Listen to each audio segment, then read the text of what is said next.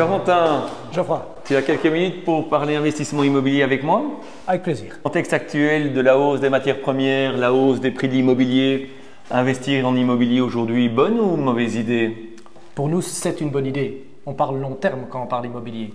L'immobilier, c'est avant tout un gage de sécurité, surtout dans le résidentiel. C'est un besoin de base. C'est également l'opportunité d'être diversifié dans un portefeuille. N'oubliez pas que la diversification est clé. Sécurité importante, mais possible d'obtenir une sécurité et un rendement aujourd'hui? L'avantage immobilier, c'est que ça combine différents rendements. Tu auras par exemple le rendement locatif et le rendement lié à la plus-value. Rendement fiscal? Rendement fiscal, oui. En Belgique, dès lors qu'on parle de biens de rapport, l'emprunt est déductible, la charge d'intérêt est déductible. Et donc toujours très intéressant parce qu'en Belgique, on a 50% de taux d'imposition. Malgré la hausse des taux, faut-il toujours emprunter pour investir dans l'immobilier?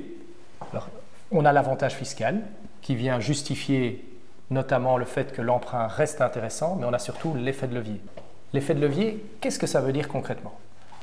En fait, si on obtient un rendement supérieur à la charge, au taux d'intérêt de la banque, on a tout intérêt à emprunter.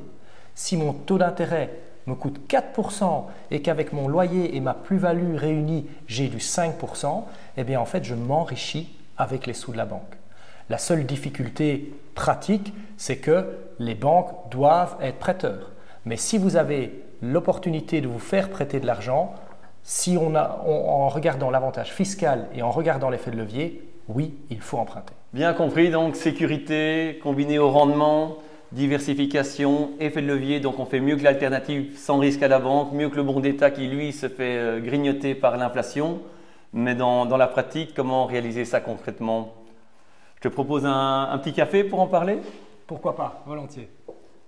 Investir en immobilier, donc beaucoup d'avantages, mais également des soucis. Dans ce cadre, Pareto a choisi un projet assez génial, l'avenue de la Couronne. Tu peux nous en dire un peu plus? Tout à fait. On vise à quoi? On vise à minimiser les soucis, augmenter le rendement, pérenniser les placements de nos clients. Ici, on a un projet de cote étudiant qui va être mis en location par la ville de Bruxelles. Donc, c'est la ville de Bruxelles qui est votre locataire, qui s'engage 12 mois de loyer garanti, une indexation des loyers, 27 ans de loyer et toute la gestion qui est déléguée. Donc, on est vraiment dans quelque chose qui est rentable, qui est une protection contre l'inflation et qui vous permet de dormir la nuit. Pas de précompte immobilier également? Une fiscalité avantageuse, très bonne remarque Geoffroy. On est dans le cas d'une gestion sociale et donc absence de précompte immobilier et TVA réduite à l'achat. Nos clients qui sont intéressés par ce projet, dans la pratique, comment font-ils? Dans la pratique, votre planificateur, première personne, vous l'appelez, vous nous envoyez un mail, vous nous téléphonez directement et évidemment, on se fera un plaisir de vous en parler plus largement. Merci Quentin.